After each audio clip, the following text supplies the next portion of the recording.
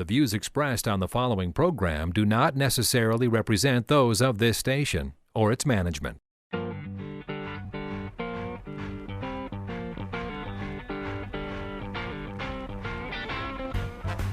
It's time now for Where You Live with Gene Sullivan, the show that deals with the news and events that affect you the most. Whether you rent or own, live in an HOA, single-family home, or an apartment building, Gene will tackle the issues right where you live. So, from the True North Painting Studios, here is the original man of steel, Resolve himself, who stands for truth, justice, and the association way. Here's Gene Sullivan. Hello, everyone, and welcome once again to Where You Live. I'm Gene Sullivan, broadcasting from the True North Painting Studios. When you're looking for the right painting contractor, what do you look for? Isn't it someone who'll respect you, your time, your property, and your budget? That's what you can expect from True North Painting. Find out more about this exceptional company by going online at truenorthpainting.com. That's TRUnorthpainting.com, or give them a call at 952-831-1433. I'm also brought to you by the great folks at Extreme Exteriors and American Family Insurance, the Kim Bennett Agency. I'd like to give a shout out, as I always do, to the man who makes it happen, Christopher Wyatt Earp Huberty. How are you, Chris? Good. This is our last show before Thanksgiving, so you got any plans? For Thanksgiving, it'll be having people on my wife's side of the family. Okay. Coming down from Moorhead down for Thanksgiving, and I think my son and his girlfriend will be able to join us too, so that'll be kind of nice. Very cool. Going to Indiana? Going to Indy and then headed to the in-laws for Christmas, doing the flip-flopping thing. Okay, that's right. All right, well, good. Well, we got a lot to cover on today's show, so let's begin with property management in the news. Property management in the news is brought to you by Home Furniture and Abbey Floor Coverings. Their showrooms are staffed with professionals who will help you choose what you need to fit both your lifestyle and budget. Whatever you need, chances are they'll have what you're looking for. If you wish to avail yourself of special pricing you're not going to find anywhere else, all Where You Live listeners can call Customer Service Coordinator Lori Matson at 952-224-2663. Our first story is from the Minneapolis Star-Tribune that came out just this last Thursday. It was on the front page, talking about how there is a big disagreement going on in the city of Edina.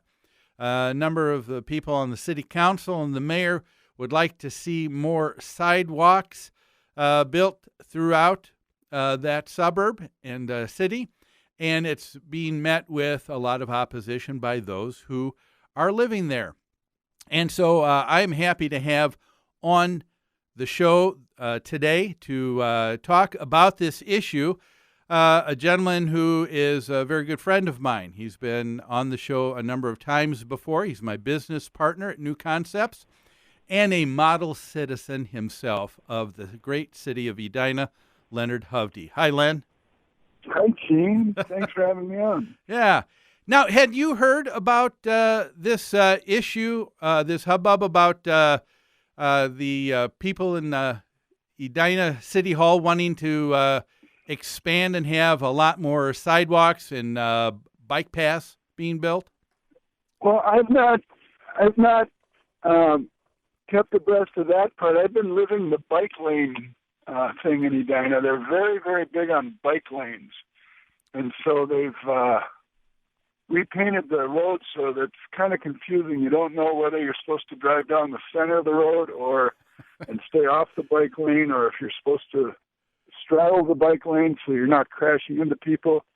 But it's been interesting. It's ever changing, ever evolving, and there's a big push there to make the city bicycle friendly. Yeah. Now, what's interesting, in this story with the Star Tribune, I like to say that the Star Tribune is that their Freudian slip is showing in the way that they introduce this from the very get-go. They talk about it has a plan to build sidewalks in the neighborhoods throughout Edina, and they say it's a fight about the city's future and what kind of identity a suburb should have in the 21st century if they want to thrive.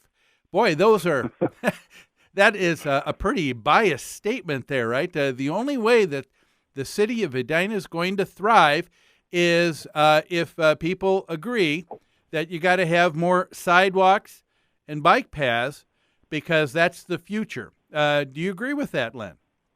Well, Edina's a first-tier suburb, and it's been thriving, I think, ever since the 60s.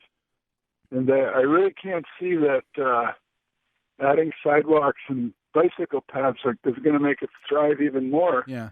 It's already a destination suburb for business execs and people moving in that are going to be here for a few years. We have a lot of turnover of some high-end housing where people will move in, save a company, and then move on somewhere else in the country to save another company. And I think we thrive pretty well. Yeah. It says here that some of the key elements of this policy by the city's mayor and those on the city council says that they want to focus on reducing vehicle traffic because apparently they feel that too much is taking place right now. And they want to increase opportunities to walk and bike. It says that the mayor himself said, hey, if we're looking at demographics, and he said the people we need to start thinking about are millennials. And he said, boy, it seems like all these millennials want a bike and walk. And so we've got to create and get the city ready for them to be able to buy homes. Let me ask you this. I mean, to provide more opportunity for walking and biking, I don't know if that's necessarily something that will be conducive to what somebody needs out in a suburb area, because this presupposes, wouldn't it, that there's enough shopping and retail close to all homes that a short jaunt in walking or biking will allow you to be able to get things done that you need? Well, I think you're mixing up two different concepts.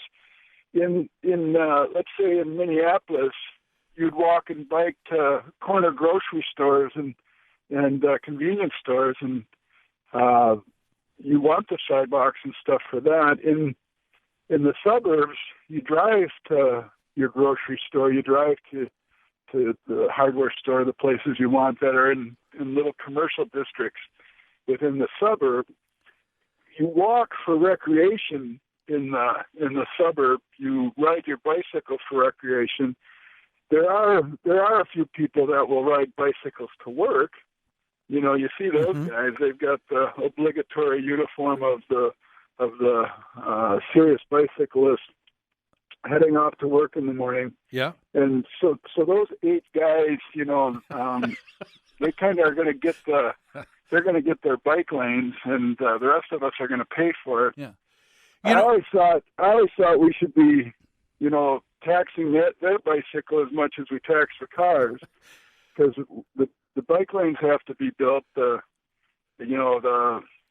care of the road has to be taken care of. Well, it's interesting you bring that up, because it says that the city of Edina has been doing that with a special, what they call pedestrian and cyclist safety fund, and they pay for that by charging $1.45 assessment monthly on the gas and electric bills of all city residents. And so that's where their fund is coming from. Yeah, so those 8 guys are getting everything paid for by the rest of the city. And I say 8 guys, you know, foolishly. Obviously, it could be 7 or 9, but it's not very many. And you see at least one of them once a week on a bike trail in Edina, or on a bike path on the road. But God help you if you don't observe the rules of the road as far as, you know, staying off their their unoccupied bike lane. You know, it also, to me, it just presupposes that that's the way millennials are. Now, if you know anything about millennials, these are the kids that are, these are my kids. And I have one that is married and now has a child, and I have one who is single. Now, when they are single, when they were in college, when they're first starting to work, perhaps a bicycle, other things, other means, other transportation is being used. But now that they start beginning to get married and have families, I don't know that walking or bicycle is going to do it to be able to get all of your errands and all of your needs taken care of. I see a lot of millennials that are now getting married and beginning to have kids, starting to get the SUV like all of us did when we had started having kids as well. Because you need that to be able to move the kids around, to get the groceries and get everything home. I don't know that you can balance all of that necessarily on a bicycle. It's a small group of people that are being catered to. They have the ear of the city hall. It's interesting because here it's like anything. It's like the stadium. We take money from poor people, taxing them, and we give it to build a stadium for millionaires to play games in. Here we're taking money from all the citizens in Edina. Not everyone is well-to-do in Edina, and then that money goes to the people who can afford the really nice bikes and those sporty outfits to ride around on. And it just seems crazy. Why don't the people who want it pay for it? Yeah. Well, hey, Len, can you stay with us for another segment? Sure. Okay, great. We're going to talk more about what's happening in the city of Edina. Should sidewalks continue to increase? We'll discuss this more with my good friend Leonard Hovde after these messages.